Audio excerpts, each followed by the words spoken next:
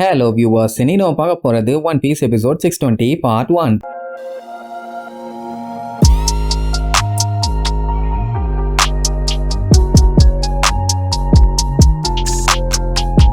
Open பண்ணா போன பாட்டுல அந்த மோனட்டு சவப்பு பட்டனை ஓபன் பண்ணி நச்சக்குன்னு குத்த போனால, அதுவும் ஸ்லோ மோஷன்ல இழிச்சுக்கிட்டு இங்க லூஃபி செம ஜாலியா என்ஜாய் பண்ணிக்கிட்டு அந்த வண்டியில போயிட்டு இருக்கான். ஆனா மத்தவங்க எல்லாத்துக்குமே பக்கு பக்கு பக்கு பக்கு பக்கு பக்குன்னு இருக்குது. ஏன்னா அந்த பில்டிங் எப்போ உடஞ்சு தலையில விழுன்னு சொல்ல முடியாது, கேஸ் எப்போ வந்து ஃபில் ஆகி இவங்க எல்லாத்தையும் கொல்லுன்னு சொல்ல முடியாது. எல்லாம் பீதியில தான் போயிட்டு இருக்காங்க. அந்த டைமுங்கும் போது மொமனசுக்கி அவங்க அப்பா மேல விழுந்து டடி டடின்னு முக்கிட்டு இருப்பான். குருக்கு புலம்பி தள்ளுவான், ஏன்டா உசுர வாங்குற, இறங்கி தொலைடா, வெயிட் தாங்க முடியாமா, அவன் மேல விழுந்துருச்சு போல. இப்படி இங்க ஒரு டிராகன் இருக்குங்கிறதையே நம்ம இப்பதான் நோட் பண்ணியிருக்கா. ஆமா, இதேங்க இருந்துடா தேடி கண்டுபிடிச்சு கொண்டு வந்தீங்கன்னு கேட்டா குப்பை தொட்டியில கிடந்துச்சுப்பான். அவன் இது எங்க அப்பா தான் சொல்லி கதறி கதறி தொண்டையிலேயே கத்துவானா. அதை பார்த்துட்டு புருக்கு ஐயோ இந்த ஈல் இனி அட்டாக் பண்ண போது என்னை யாராச்சும் காப்பாத்துங்கன்னு இவன் அதுக்கு மேல கத்துவான். அப்ப மொமனசுக்கேவால சுத்தமா முடியல. ஏன்னா பையன் இன்னுமே சாப்பிடவே இல்லையே. அப்படியே மயக்கம் போட்டு போத்துன்னு விழுவான். நமிக்கு இன்னுமே புரியல யாரை இவன் டேடி டேடின்னு கூப்பிட்டு இருக்கான்னு. ரஃபேல்கர்லாம் அதெல்லாம் நோட் பண்ண மாட்டான். அவன் ஸ்ட்ரெயிட்டா பாதையை பார்ப்பான், எந்த ஒரு லைட்டுமே தெரியல. இன்னும் கும் இருட்டாதான் இருக்குது. அப்படின்னா இன்னும் ரொம்ப தூரம் டிராவல் பண்ணி போகணும். அவனுக்கு என்ன கவலைனா லூஃபி அடிச்ச அடியில எவ்வளவு தூரம் பறந்து போனான்னு தெரியல. சோ சட்டு புட்டுன்னு அவனை கண்டுபிடிச்சே ஆகணும். ஆனா அவன் வெளியிலேயே வந்து அதுவும் அடிச்சு புரண்டு வந்து விழுந்தான்னு தெரியாம போச்சு. அப்படியே கட் பண்ணி வெளியில காட்டுறாங்க, ஒரே புகமண்டலமா இருக்குது.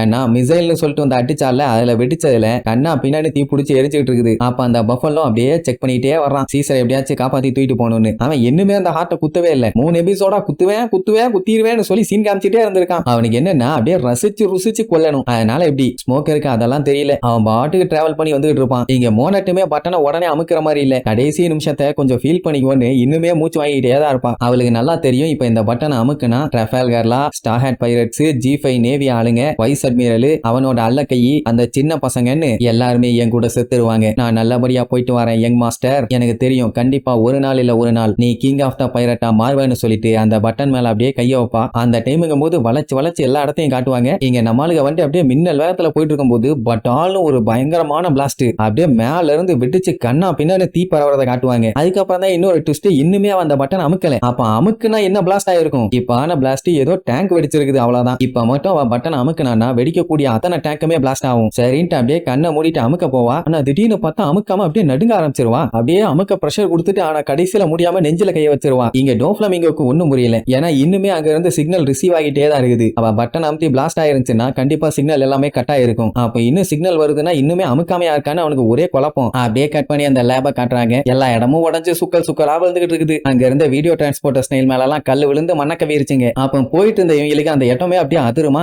ஏதோ எக்ஸ்ப்ளோஷன் ஆயிருக்குன்னு மட்டும் நல்லா தெரியும். எங்க அப்படின்னு பார்க்கும்போது ட்ரஃபால்கர்ல அது டி பில்டிங், அதுவும் மெயினா அந்த சாட் மேனுஃபேக்சரிங் ரூம்னு வேற சொல்லுவான். அப்ப தான் அவுட் சைட்ல இருந்து காட்டுறாங்க நம்ம ட்ரஃபால்கர்ல போட்ட வெட்டு எந்த அளவுக்கு அந்த இடத்தையே ஸ்லைஸ் ஆக்கி இருக்குன்னு அதுக்கப்புறம் தான் தெளிவா தெரியும். எப்படி வெட்டி இருக்கான் பாத்தீங்களா? சரி மோனட்டு நிலைமை என்ன ஆச்சுன்னு அப்படியே காட்டுறாங்க. அவன் இன்னுமே அந்த ஒரு பட்டன் அமுத்த முடியாம முக்கிட்டு இருக்கான். அவ்வளவு டைட்டாவா இருக்குன்னு கேட்டா அதெல்லாம் இல்ல. உள்ள என்னடான்னா ரத்தமா வாந்தி எடுத்து அங்கேயே பொத்துன்னு விழுவான். ஆமா இவன் ஏன் திடீர்னு ரத்தமா வாந்தி எடுத்து சாகுறா? இவ்வளவு நேரம் நல்லா தானே இருந்தான்னு பார்த்தா அங்கதான் இன்னொரு பெரிய ட்விஸ்ட். அந்த சீசர் முட்டா பைய ஸ்மோக்கரோட ஹார்ட்டை குத்தி கொள்றேன்னு சொல்லி குத்துனால அது ஸ்மோக்கரோட ஹார்ட்டே கிடையாது, இந்த மோனட்டோட ஹார்ட். ஸ்மோக்கரே நீ செத்து போன்னு சொல்லி அவன் சரக்குன்னு நல்லா குத்தி வச்சிட்டான். அதனாலதான் அவன் இங்க செத்து போயிட்டான். டோஃப்ளமிங்கோ போன்ல எம்மா மோனட்டே என்னன்னு என்னாச்சுன்னு கேப்பான். யங் மாஸ்டர் ரொம்ப அவளாதான், அதுக்கு மேல அவளால முடியல. பின்ன ஹார்ட்ல ஒரு ஷார்ப்பான ஆப்ஜெக்ட் வச்சு குத்திட்டா யாராலதான் மூவ் பண்ண முடியும்? அப்படியே கட் பண்ணா ஸ்மோக்கர் நேரா ட்ரஃபால்கர்லா கிட்ட போய் நம்ம இதுக்கப்புறம் வேற பாதையில பிரிய போறோம். ஆனா பிரியறதுக்கு முன்னாடி முக்கியமான ஒரு விஷயத்தை பத்தி பேசணும்பா. என்னடா நீ கேட்டா இதயத்தை காட்டுவான். ஆக்சுவலா ஸ்மோக்கரோட இதயம் இப்ப ஸ்மோக்கர்ட்ட தான் இருக்குது.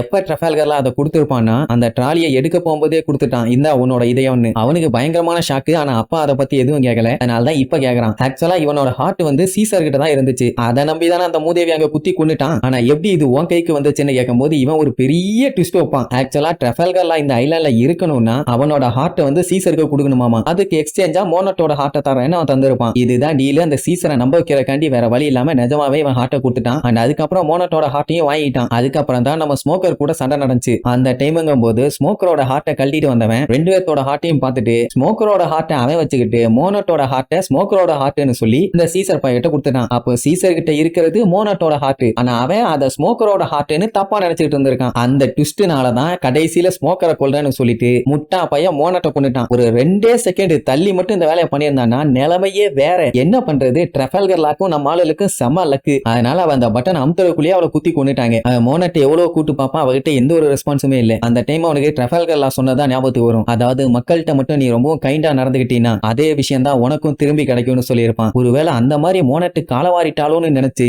பயங்கரமா காண்டாவான். அவ்வளவுதான்.